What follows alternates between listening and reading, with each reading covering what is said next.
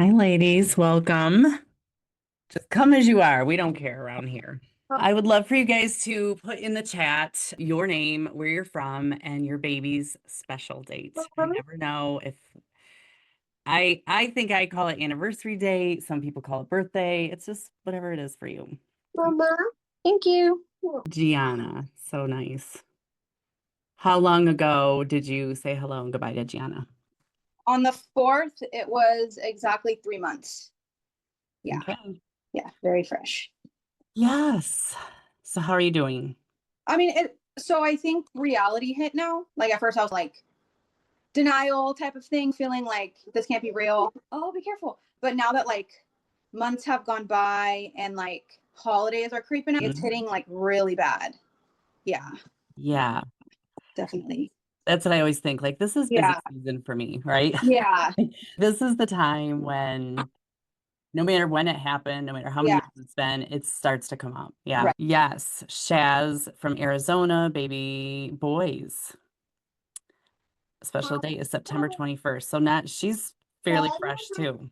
So you both are pretty Sorry, new. I How have my about dogs you, back. Mariella? Are you able to chime in? Okay, so we'll get started. Oh, Mariella. Okay. Axel. Oh gosh. So she had twin boys, Axel and Elian. Okay. Welcome. I'm so glad you're here. You're in the perfect place at the perfect time. So this is session one. I decided to do 4 weeks of this throughout October because October is hard. You have all these messages. All of a sudden, everybody comes out of the woodwork from in honor of Pregnancy and Infant Loss Awareness Month, and it's really great.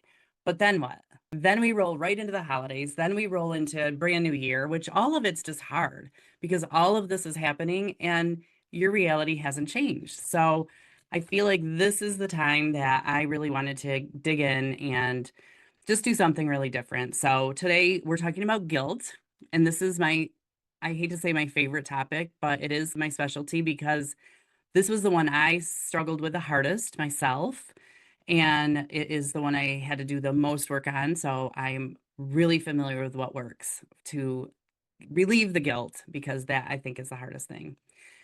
So my name is Jennifer Sen. If you haven't met me yet, my I'm so honored that you're here.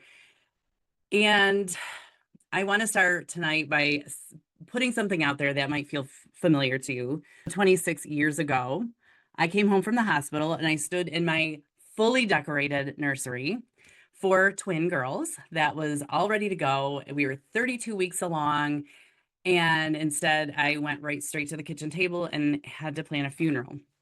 So I think that is probably familiar to you. The guilt that I carried for years was so heavy, and I was scared that if I didn't feel guilty, if I didn't carry grief, if I allowed myself to be happy or have some ease about my life, then it would mean that I didn't love my babies or that I'd forgotten them or would send some signal to the world that I was okay when I really didn't think that I was. So what happened over the next probably 10 years, I would say, until I really got the help that I needed, was it just started taking a toll on every single part of my life. So we'll talk a little bit more about that. But these are my girls, Mackenzie and Paige, and we are coming up on their anniversary. So 26 years. And I'm here to tell you that it gets better, but it's still there. And then but here's what I did discover that letting go, I finally did discover after about 10 years that letting go is really an act of love for your baby because your baby does not want you, or babies as it is, Mariella, your babies don't want you to suffer. They don't want you to not live your life because of what has happened and because they're not here. And what it does when you are able to release the guilt, it will allow you to, it's an act of love for the baby you lost, it's an act of love for your family, and it supports mostly you because you are the one that is really the suffering the most. So I had these two boys when I lost my twins, and then I had my little girl almost exactly a year to the date that my twins died. So pregnancy after loss was also in my wheelhouse. But today we're going to talk about why processing your guilt and why feeling guilty after your baby loss is so common and what will happen to you if you don't learn some way of coping with it and releasing it, and how to even know if you need to. Sometimes people don't even realize that it's the guilt that they're carrying. They're just hanging on and just living with it and just pretending that they're okay. I don't know if you ladies are that far along in your journey yet, but that's what I did. That was my MO is I just pretended that I was okay. I stuffed it down. I had another baby. Everything was great. I feel great. I feel great. I feel great. I'm going to just keep myself busy till I completely burn down. But I'm going to teach you my favorite process to release the guilt when it comes up and grabs you, because it does. So here I have two promises for you tonight. And you're going to leave this workshop knowing why this guilt keeps coming up for you, why it feels necessary, why you're stuck in that loop. And then I'm going to share my proven process for having your releases, allowing yourself, giving you permission to allow yourself to live again. And then the second promise is that by the end of the workshop, you are going to know exactly how to continue working with me, where we go deeper into these strategies and a lot more strategies for every single area of your life so that I can teach you how to learn and live the rest of your life, which, because this isn't going away, but I can help you live the rest of your life with your baby still in it. So I want you guys to stop me at any time if you have questions or comments or thoughts, because I want to hear from you. I have a plan, but I would rather serve you for what you need tonight. So I want to hear from you guys. Can you relate to, and there's not that many of us, just unmute and you can just talk, but who can relate to carrying the guilt like a heavy weight? Is anyone feeling that? Get my chat up here. Anybody else feel like that heavy weight of guilt that's just like you're dragging it around and you just don't know why it's there? Guilt, very often, knowingly or not, it becomes the way that we stay connected to the babies. You feel the weight of responsibility. You feel like as long as you're feeling this, it's somehow keeping you there. It's somehow keeping them in your life. And because you can't have them physically. So because there is that lack of physical presence, your body, your brain wants to hang on to that guilt. Does anyone say this? If I feel guilty, it means I'm still being a good mom to my baby. Has anyone ever thought that or felt yourself saying that? Kathleen, yes. Yeah. Sometimes it's as long as that was me. As long as I felt guilty, then everything was good. Suffering, lots of times we think that suffering equals love. And then guilt becomes our job because we're not breastfeeding this baby.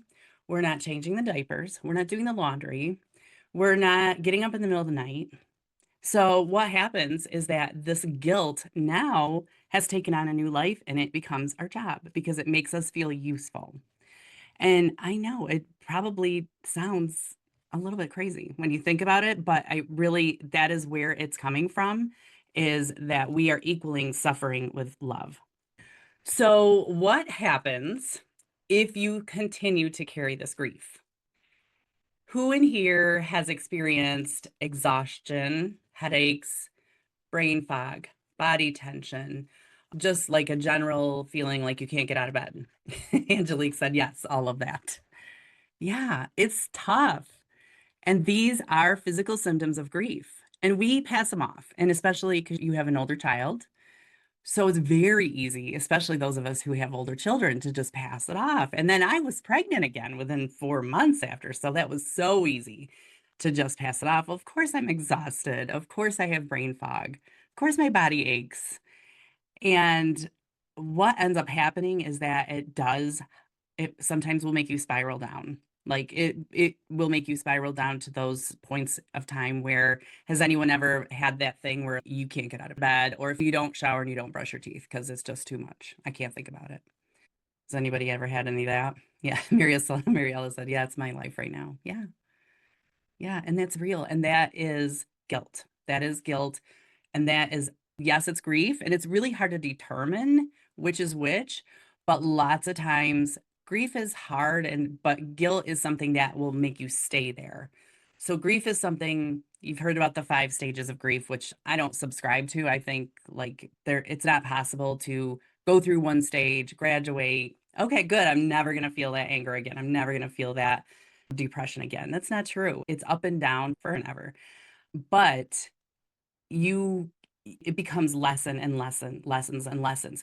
Guilt will compound. So guilt will keep you in those. Guilt will tell your brain to believe these things about you. And we'll talk about that a little bit more later, what your brain is telling you to do. But it will definitely take a toll on your physical body, as you probably have already experienced. The second thing is relationship strain and isolation. This is something I would say 95% of the women that I work with are worried about or have issues with is the difference in their relationship with their partner, with their parents, with their siblings, with their friends. Everyone seems different now. Everything seems different. No one seems to understand you. Your coworkers don't understand you. Is anyone feeling this right now? Sometimes I think we feel like we're responsible, right? Like it happened in our body, so we're responsible, and that maybe our partner thinks that too. Maybe our partner feels like they don't look at us the same way because of what happened. Our body looks different lots of times, especially if you get to a certain stage, if you're late pregnancy. You now have a post-pregnancy body without the baby, and that is frustrating. So is anyone feeling this? Yeah. And then the other thing too that I think is surprising is it holds you back from doing the thing that you want to do. Like the thing that you want to do is to be able to honor your baby. The thing that you want to do is to feel good about not feel good about your loss, but just to make peace with your loss, to feel good again, to rediscover who you are now that your whole life is different and not like you thought it was going to be. But what happens is it just will prevent you from honoring the baby the way that you want to. It prevents you from showing up because it will carry some kind of negativity unknowingly, and you might not even realize it. They block your own journey with making peace. I have to tell you, I use the word healing very sparingly because, like I said, I feel like healing is an end game. And I don't think we ever get there. I think we can make peace with it. And I have made peace with my loss.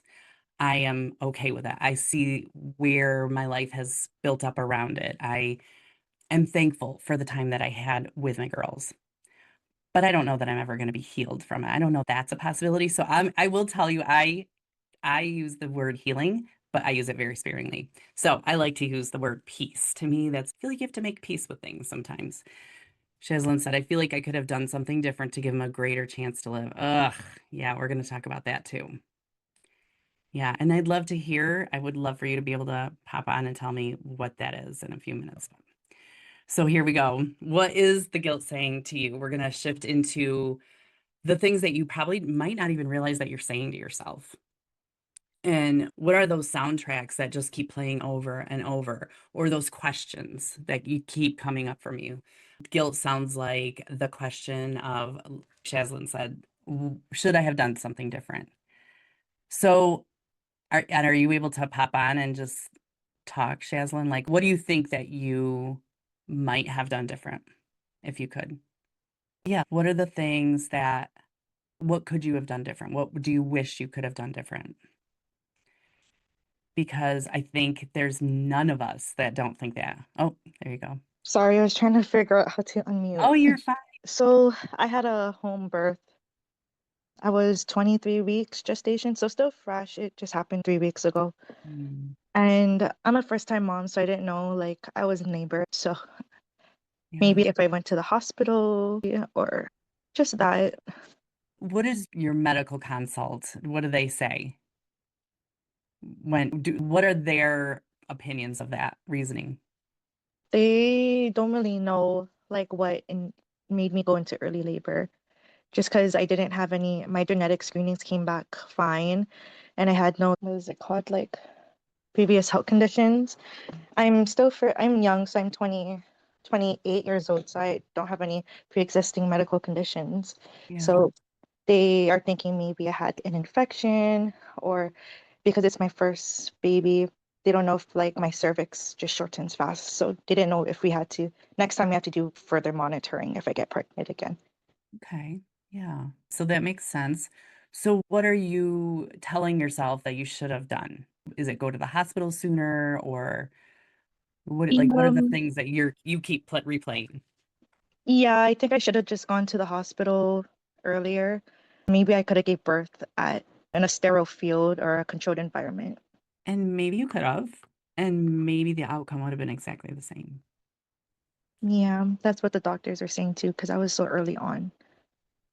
Yeah, like sometimes you can have the most perfect scenario and it still ends up with no explanation, no reasoning. And so it's just, yeah, like I think there's always that little question in your mind. For me, mine is I should have gone to a doctor who specialized in twins. I don't know that it would have made a bit of difference. I'm pretty sure it wouldn't have made a bit of difference, but there is always that little questioning, and that is your brain trying to, because we're humans and humans love an answer. So that's just your brain trying to give you an answer. It's trying to give you a reasoning, and it is trying to just assign something to this unexplainable situation. So I think it's important to just know that's going to come up. You may always wonder about that, but I'm going to teach you a little something to add on to that thought a little bit later, and that will help it feel a little bit better. Same thing here. Did I miss a sign? Did maybe a lot of moms will tell me that their baby did like a huge roll or something, had a huge movement right before it stopped moving.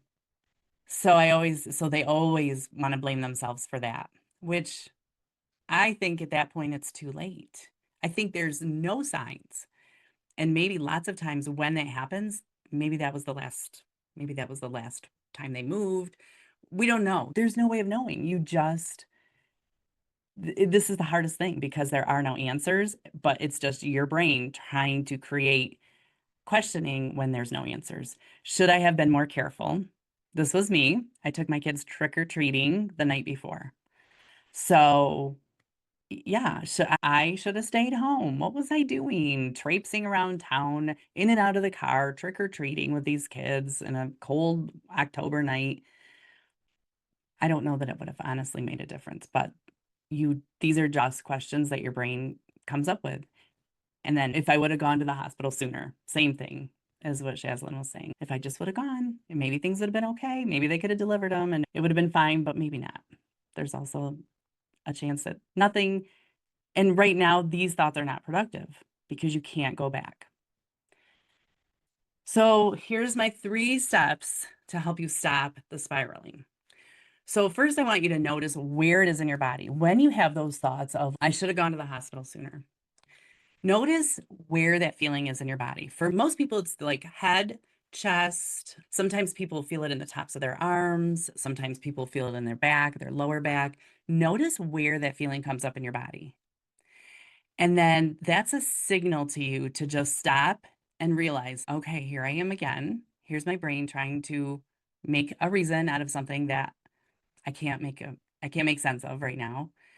And then sort out the facts. And what I want you to know from this, most of all, is that you did the best you could. I have no doubt we all did the very best we could with what we knew at the time. Sort out the facts. Think about, what did your doctor say? What evidence do you have that you could have changed it or you could have stopped it? Probably not much.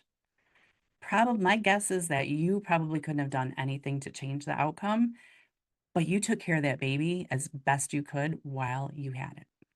And then the third part is to create a different response.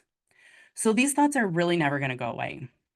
And they're never going to go away, but you can change how you answer yourself. So you can change, I should have gone to the hospital, but there was nothing I could do. That could be an end. That could be a response to that. Or I did too much that night. I went trick-or-treating, but I had no reason to believe that anything was wrong. So tell me, so everybody put in the comments, like, what is one spiraling thought that you have that you would love to have a new response to every time it comes up? I should have been labeled high risk. So what are the facts about that, Angelique? Were you high risk for your other children? My previous pregnancy, I got induced at 38 weeks pregnant due to a growth restriction to the placenta. Okay. There wasn't any actual facts, but just the fact that my belly wasn't measuring the weeks I was supposed to be pregnant. So with the pregnancy I currently had with Gianna, they didn't label me high risk because they said every placenta is different with the birth. So they weren't too worried about that. Okay. Yeah. Yeah. So they weren't too worried about it. Right. And Yeah. what happened with Gianna was it was a sudden like loss or lack of oxygen, just random. It just happened when I was 36 weeks pregnant. Yeah. So that always thought in my head, like maybe if I was labeled as high risk, like they would have done the extra precautions and all the extra testing and maybe, Yeah. but I'll never know. Okay. Yeah. The facts of it. Maybe that would have changed the outcome. Maybe not, but Right. maybe not. So what do you want at the end? What can you follow that up with? I should have been labeled high risk. I don't know. There's so much I possibly could say, but I don't know. I just feel like I can't say it. I don't know if that makes sense. Yeah. And it's just, yeah, I should have been high risk, but my doctor wasn't I'm concerned. worried. Yeah. Really, that's all you can do. And you did the best you could. So maybe just try to practice following up with that because it's just you get yourself all you feel that and you're that tension. Oh, I should have been labeled high risk. I can't believe I wasn't. Everything would be different now if I was. They would have paid more attention, blah, blah, blah, blah, blah. It just goes on and on. But if you can stop it but my doctor didn't see any reason to do that. And it doesn't change the outcome, but for some reason, there's that little piece that just takes it down a little bit, makes it feel a little bit better. Shaslyn said, I wish I went to the hospital when I first felt abdominal pain. So and we know her facts are that it was random. It was early enough where they weren't too concerned, they weren't watching. So maybe, Shaslyn, do you have any idea of what could be an ending response to that thought that might make it feel a little bit better? I think what you said earlier, I think what I've been telling myself is that I didn't know because it's my first pregnancy. So I didn't know that I was in labor. Yeah. And either way, he would have came out. So I think that's what I'm telling myself. Yeah. Yeah. I had no idea what was going on. Yeah. But for whatever reason, this is what happened, and I did what I knew to do. Yeah, I think that's a good one. Mariella, it was my first pregnancy, and I'm scared it will happen again when I get pregnant. Very common. I lost my boys at 17 weeks due to PPROM and cervical incompetence. Ugh. Yeah. So when you feel that fear, where does that come up in your body? Where does that live? Is it your stomach? Is it your chest, your head, your neck, your back? Your chest, yeah. Me too. I'm usually right in my chest. So when that thought comes up, because this is something you'll need to practice for when you do get pregnant again. Yeah. Oh, yeah. It's so frustrating, the anxiety, because it just feels like your body's out of control. And this is really all it is, your brain and your body trying to control things that are completely out of control. So it's just you taking the control back a little bit. Okay, like when I think about this, when I think about having another baby, it stresses me out so much. I feel it in my chest, it tightens up. But let's see what the facts are. What are the facts? Maybe next time it won't be twins. Twins are always high risk. Maybe next time, certainly next time, I would think the doctors are going to be more conscious. They're going to pay more attention. You're going to get much more screening. Maybe those are some of the things where you could sort those facts out because you did have an unusual situation. Twins are higher risk. It was right at that point in time where there wouldn't have been anything they could do, even if they did know what was going on. It might not have changed the outcome. So a different response to that would be like, but I know next time I get pregnant, it's going to be hard, but it'll be different. It's a different baby.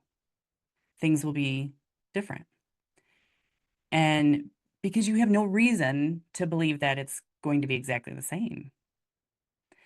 So that might be something to practice. I I'm scared to death to have another pregnancy, which, hello, yes, that is a real thing.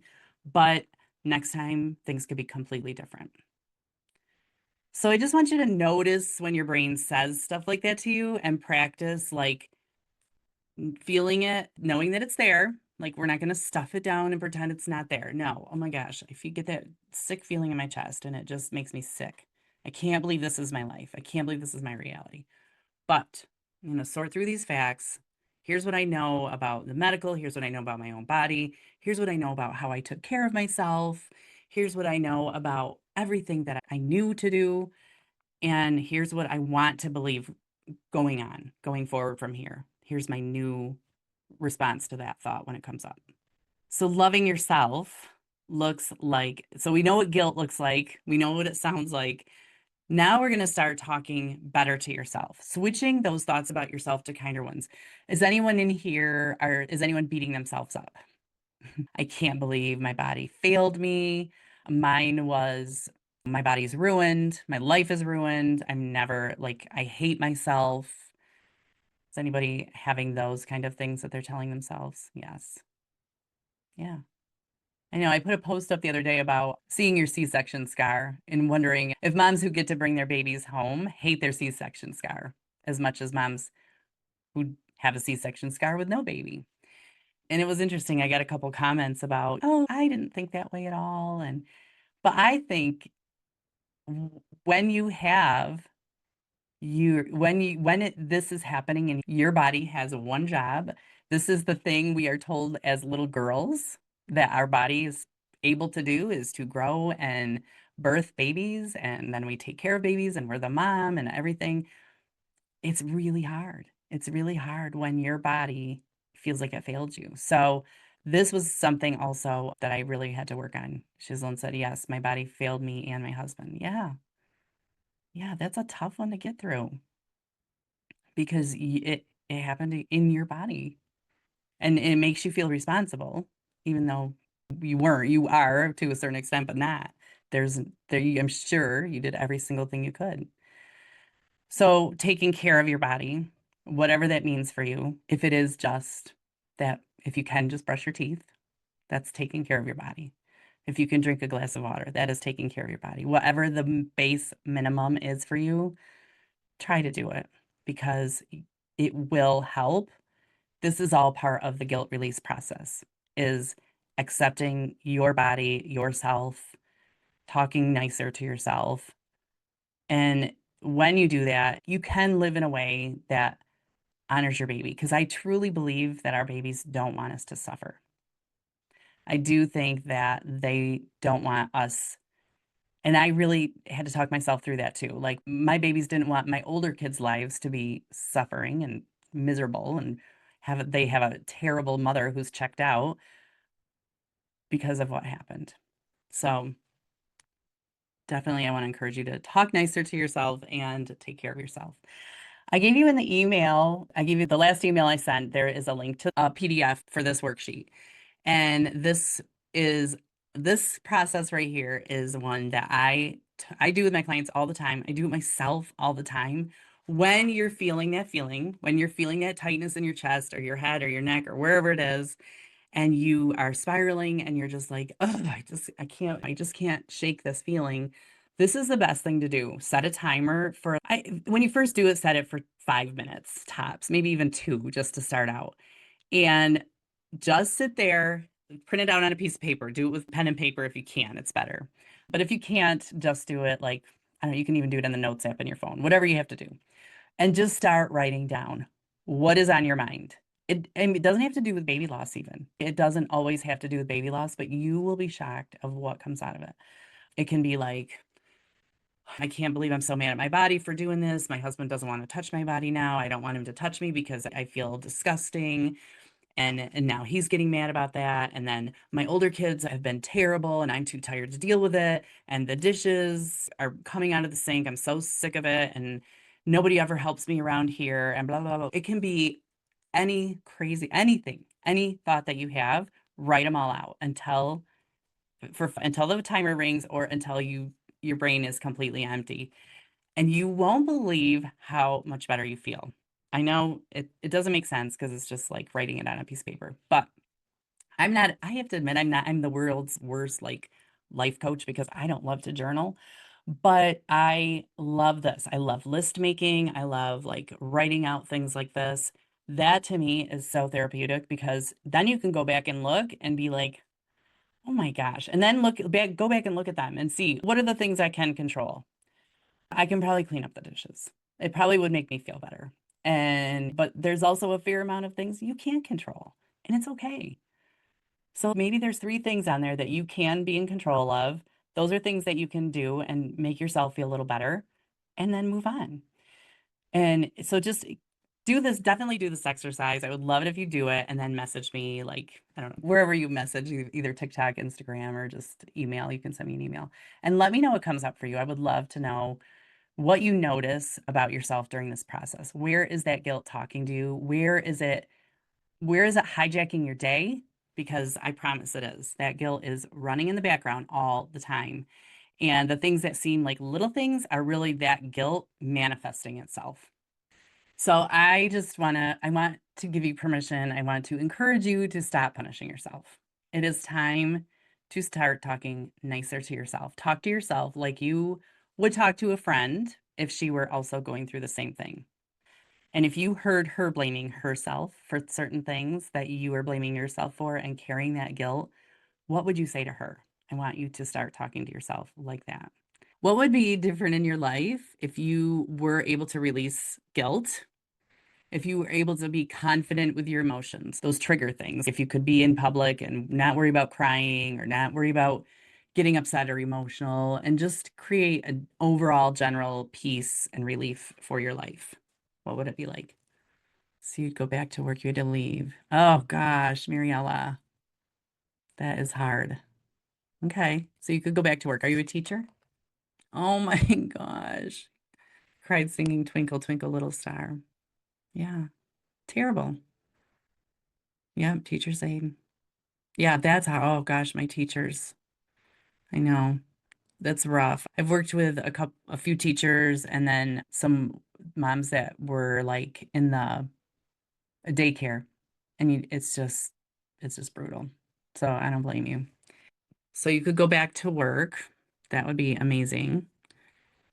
Oh, she works in the hospital. So you're not seeing your friends right now, Shaslyn? Yeah. So the isolation is real for you right now. Yeah. So what if you could do that while you get expert support from a certified life coach and that you were in a positive community of other moms just like you who understand you? So here's what I want to invite you to, because I promised you that I would tell you how we could keep this party going. And I have a monthly membership called the Always Loved Club. And in it, there is a private, understanding community of moms who are just like you, who get what you are going through, who listen and talk to you. And then you get the support when you need it, exactly when you need it. I know probably some of you are on the Facebook groups, and I'm on there too.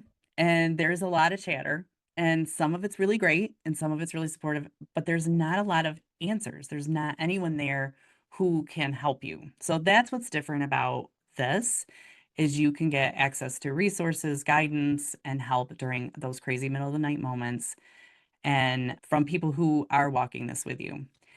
And then just teaching you that your healing is possible. You can heal. I have done it. You can heal without ever forgetting your baby. I can say their names. I can look at their pictures. I can do all of the things that I couldn't do for the first probably 10 years, maybe more, probably 15 if I'm honest, because I just was trying so hard to just stay busy and avoid it and pretend I was okay and never feel invisible again. Shaslyn, I know you are like that.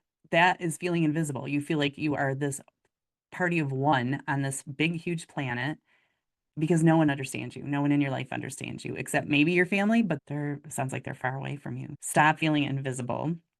In my Always Loved Club, we do a monthly group workshop. So I take a topic like this, like the ones I'm doing this month, and we workshop it. I give you the worksheets or we talk about tools, daily inspiration. I'm certified in neuro-linguistic programming, which is a fancy thing for that thought switching, like working on your thoughts, and hypnosis, which it's hypnosis. I have tools that I can teach you to just take it down, take that fear down, take that guilt down, take that grief out of you. And so I get in there every day with something like that, just something that will help you get through the day. There's a community chat with other moms. You can ask me anything. There's an Ask Me Anything section. And then twice a month, we do a Lost Mama coaching hangout where you can get in there, be coached by me. And then there's one that's pregnancy after loss. So if you want to be or are pregnant after loss, we also do a coaching hangout for that so that you don't have to be scared to be pregnant again. You don't have to go through that pregnancy alone and scared. And then we do once a quarter, we bring our partners too, because they're a big part of this equation and they don't understand us a lot. And sometimes we don't understand them.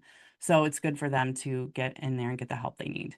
Everything's done on an app. Here's the different sections that you can get into. And it's just such a great little community to chat with other moms. I get in there every day. You can ask me anything. Normally, it's $47 a month. If you join now, if you join tonight, it is $20 a month, your first month.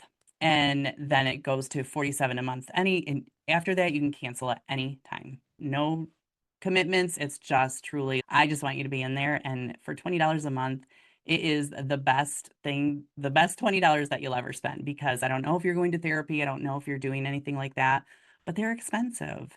And I think you really miss the group aspect when you're not in a group with other moms. I think that's so important.